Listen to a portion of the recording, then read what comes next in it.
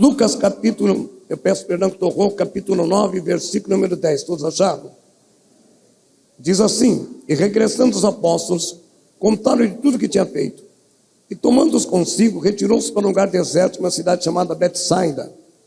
E sabendo a multidão, o seguiu, e ele os recebeu. E falava do reino de Deus, e sarava todos que necessitavam de ser curados. E já o dia começava a declinar.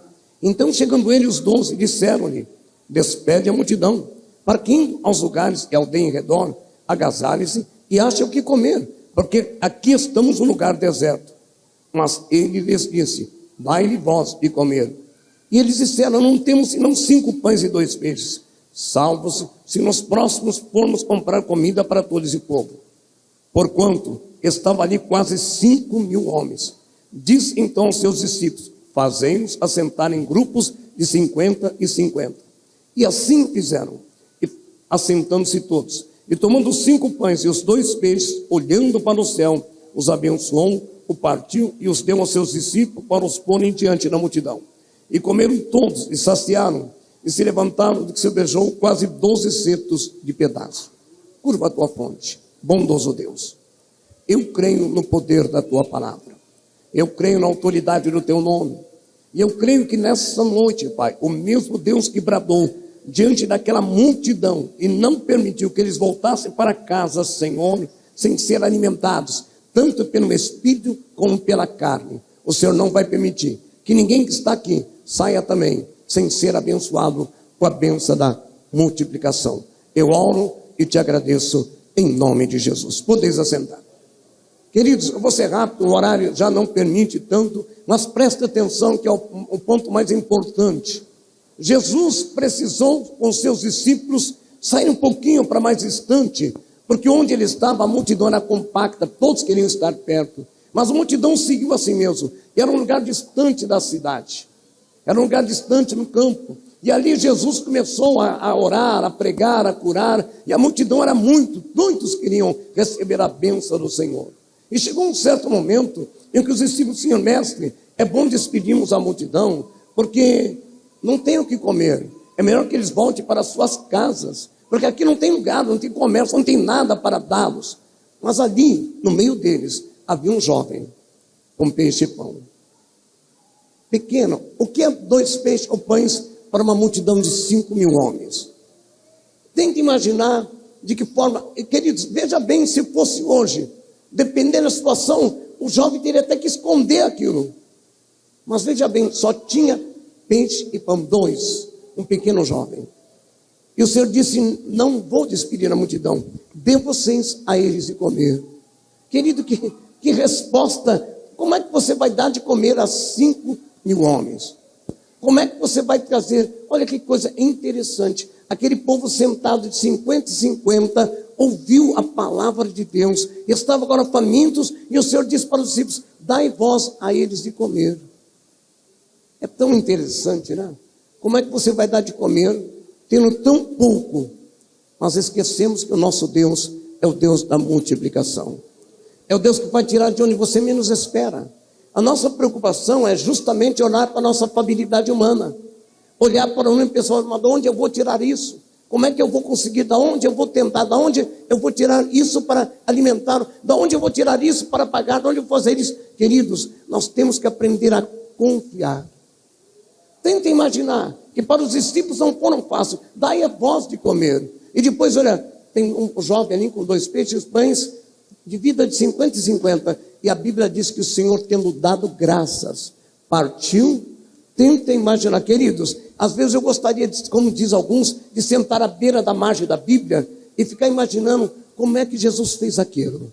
Que multiplicação é essa? Que ele deu um pão para esse, para aquele, para aquele, para aquele, para aquele, e o pão não acabava. Labachebe, Nabaceremeneia, 2 pães que rendeu para 5.000 pessoas. Como é que pode? Como é que existe? Que matemática que é essa? Como é que pode explicar algo? Por isso que eu quero dizer para vocês: milagre não se explica, mas se vive.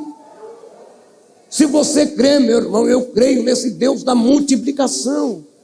Eu creio nesse Deus que chama a existência que os teus olhos vão ver. Nós estamos falando da fome física, porque eles tinham sido alimentados espiritualmente. O Senhor tinha pregado o reino, tinha curado, tinha libertado. Mas aqueles homens, aquelas crianças, aquelas mulheres estavam com fome e eram longe de suas casas. E o Senhor jamais despede um de seus pequeninos vazio. Aquele que vem a mim de maneira alguma não suporta. Você não vai sair daqui vazio, você não vai sair daqui do meu jeito que entrou. Quer dizer isso que você tem que crer. Agora tenta imaginar como é que vai pegar. Pegou um pão, 2 pães, deu graça. Pai, te dou graças, porque sei que tu me ouves. Partiu o pão e foi dando aos discípulos. Querido, tenta imaginar. Tenta imaginar. Que profundidade é isso? Aí você pode começar, pastor, por favor, né? 2 pães para dar para 5.000 pessoas. Pois eu quero dizer uma coisa. Esse milagre continua existindo. Ontem eu estava falando com os jovens. Eu quero que você entenda, a colocação é um paralelo. Eu e minha esposa passamos um processo difícil. Alguns anos atrás, logo que casamos, um processo de uma sentença de um câncer no fígado. Aquilo abalou a nossa estrutura. Nós estávamos na igreja, aquilo abalou a nossa estrutura. E uma médica que nem nos conhecia, nos indicou fazer um acompanhamento em São Paulo. E essa médica especialista no Brasil em transplante de fígado não atendia no convênio. Era só dinheiro. E nós fomos, olha como Deus prepara, queridos. Deus não preparou aquele jovem no meio da multidão, pois Deus preparou uma médica que nunca tinha nos visto, para alimentar com o pão da cura. É isso que eu quero que você entenda. Aquela médica que não se conhecia, que era uma médica de pronto-socorro, do Ruge Ramos. Fomos à noite desesperados. E ela olhou para nós, não era uma médica que nos acompanhava, uma médica que nos atendia no pronto-socorro. Ela disse, olha, a minha professora, uma das melhores especialistas em fígado no Brasil, a semana que vem eu estou de folga, se vocês quiserem passar em minha casa, queridos, que médico que é esse? Você é um médico amigo teu como eu tenho hoje? Tudo bem, mas é um médico que nunca te viu, você acha que ele ia deixar a folga dele para te acompanhar você no pronto-socorro até São Paulo? Mas Deus sempre coloca um menino no teu caminho com um pedaço de pão.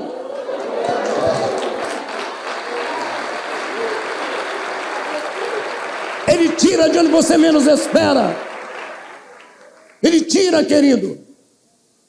Irmãos, eu estou falando, eu estou recordando. Nós fomos para São Paulo. Irmãos, eu comecei a dar cheque. A cada consulta eu dava um cheque. Falei para minha esposa, qualquer coisa a gente vende o carro, vende a casa, mas tem que fazer. Aleluia. Aquela médica nos atendeu com carinho. E aí o processo começa, sabe por quê? Porque o processo, meu irmão, tem que ser dividido, compartilhar. Aleluia.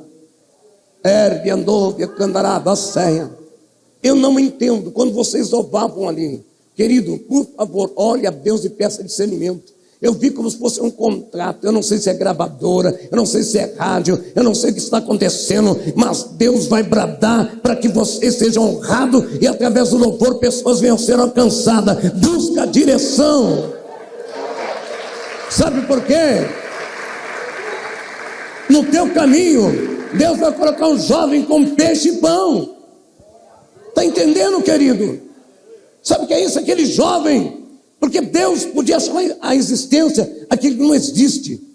Mas Deus quer que o homem faça a sua parte. No meio da multidão só tinha aquele jovem com 2 peixes e pães. E o Senhor multiplicou. Deus vai tirar de onde você menos espera, Lúcia.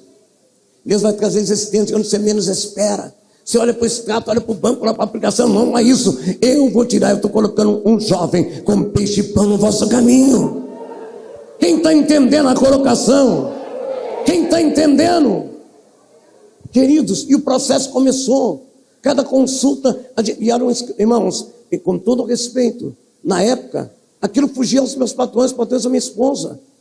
Era um consultório, a mulher fazia transplante no Brasil afora, conhecida, dava aula, só pessoas da alta, e eu dando um cheque. E ela falando assim, um dia ela falou, olha, nós vamos ter que fazer uma biópsia. Oh, Espírito Santo. Sabe o que é dormir, irmão? Preocupado. Fizemos a biópsia, naquela época demorava 10, 15 dias para um resultado. tem que mandar você 10, 15 dias, abaixar Mené, mas é isso que importa, tem que confiar. Os discípulos disseram, como é que nós vamos alimentar? Jesus disse, confia tão somente.